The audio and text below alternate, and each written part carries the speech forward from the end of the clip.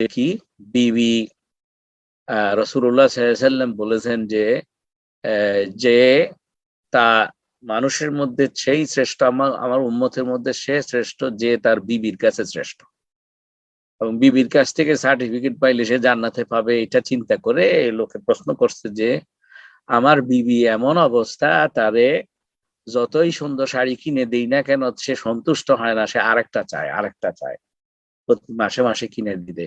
তো দেখা যায় যে তারে আসলে সন্তুষ্ট করা সম্ভব না। তো এ তো আমাকে তো ভালো সার্টিফিকেট দিবে না, তাহলে আমার কি করা? দেখেন তো কেমন প্রশ্ন। তা আসলে ঘটনা হচ্ছে যে আপনার বিবি হাসরের ময়দানে যখন আল্লাহ রাব্বুল আলামিনের সাথে সামনে দাঁড়াবে, আল্লাহ রাব্বুল আলামিন তার মুখটাকে বন্ধ করে দিবে, তার হাতকে বলবে বলো সাক্ষী দাও, পাকে বলবে বলো সাক্ষী দাও।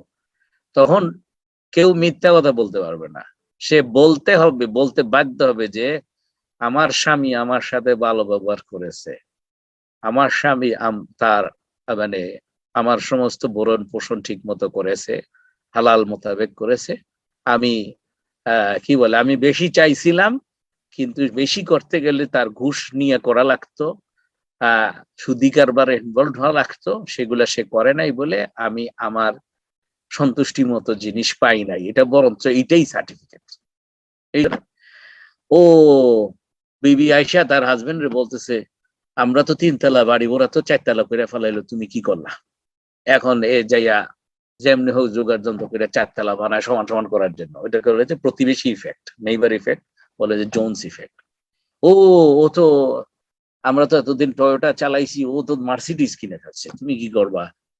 এ যাইয়া তখন বউ তাকে ফুসলাইতেছে, বউ তখন সে বিবি তার জন্য তখন হয়ে যায় খান্নাস, ওই যে মিনাল জিন্নাতি ওয়ান নাস।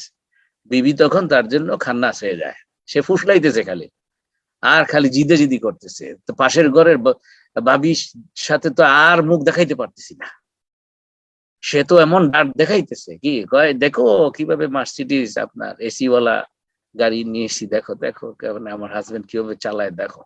আর এ খালি আইসা হাজবেন্ড কে খালি বলতেছে। হ্যাঁ, তখন হাজবেন্ড চিন্তা করলো যে কি করা যায়, কি করা যায়, বেতনের টাকাতে তো কাজ হইতেছে না। এই আস্তে করে খান্নাসের টেম্পটেশন, ওয়াসওয়াসাতে সে ওই নিষিদ্ধ ফলটা সে খায় ফেলবে। নিষিদ্ধ ফল যে নিষিদ্ধ, নিষিদ্ধ গাছের যে ফল, ইট ইজ নাথিং বাট এটা কি বলে, একটা symbol, symbol of doing something, যেটা আল্লাহ মানা করছে। এ আস্তে করে সে নিষিদ্ধ ফল খাইয়ে ফেলবে। কি নিষিদ্ধ ফল? কি? ওই যে ঘুষ খাবে। আস্তে করে যে একটু করে যে রমজান মাসে আসিয়েন না, ইফতারের পরে আসবেন। হ্যাঁ, তারপরে মনে করে যে চোখ বন্ধ করে নিলে মনে হয় এটা হয়ে যাবে, যেহেতু দেখি নেই আমি, কাজ হবে না। তো এই যে নিষিদ্ধ ফলটা যখনই খেয়ে ফেলবেন, তখনই কিন্তু শুরু হয়ে যাবে, ব্যবলা হয়ে যাবেন আপনি। সিম্পল। আপনি মনে হয় যে ওই যে শয়তানে শুয়ে আপনাকে করছে, কি বলে, বেতাল করে দিয়েছে। এখন আপনি খালি বেতালের মধ্যে ঘুরতে থাকবেন, আপনার এটার শান্তি নাই। আরো নিবেন, আরো নিবেন, আরো নিবেন, কিন্তু মনে কখনো শান্তি হবে না, কখনো শান্তি হবে না। আপনি আখেরাতে পরে যান, আপনার দুনিয়ার জিন্দেগি আপনার জাহান্নামের অনুভূতি হবে। আপনার দুনিয়ার জিন্দেগিতে আপনার অসুস্থতার অনুভূতি হবে, মানসিক অসুস্থতা, টেনশন, ছেলে মেয়ের মধ্যে আপনার দেখবেন যে আপনি কন্ট্রোল করতে পারবেন না, সমস্ত কিছু এফেক্টেড হয়ে যাবে। হ্যাঁ, এটাই সার্টিফিকেট যে সে হালাল পথে ছিল, হালাল রুজিতে ছিল। তো যাই হোক, এই যে আমি এটা কেন বললাম, যে আপনি যতই রিডিকুলাস মনে হোক না কেন,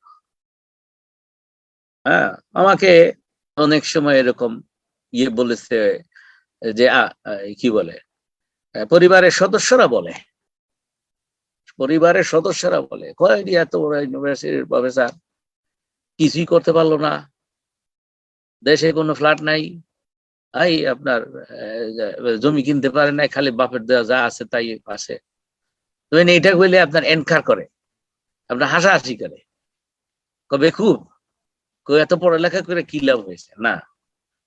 ওইটাই, এই যখন এই যে কথাটা যে বলতেছে, এইটাই সাক্ষী হয়ে যাবে হাসরের ময়দানে, এইটাই। তো এটাই আপনার জন্য জান্নাতের উসিলা হয়ে যাবে। সুবহানাল্লাহ। এই জন্য আমার ভাই বোনেরা, যে আল্লাহ আপনাকে যেটা করতে বলেছেন, আপনাকে যে মিশন দিয়েছেন, এবং এই মিশন, আপনার মিশনটা কিন্তু আপনার ক্যাপাসিটি অনুসারে হবে। আপনি যত বড় আলেম হবেন, আপনার মিশন তত বড় হবে।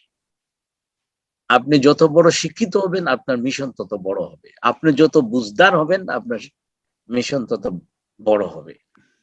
এখন তো সে অনুযায়ী আপনি নিজে কিন্তু চিন্তা করতে হবে, রিফ্লেকশন করতে হবে মনের ভিতরে, যে আল্লাহ আমার কাছে কি চায়, এবং সেটা যত রিডিকুলাসই মনে হোক না, হ্যাঁ, কম্পিটিশনে নেমে যায়েন না।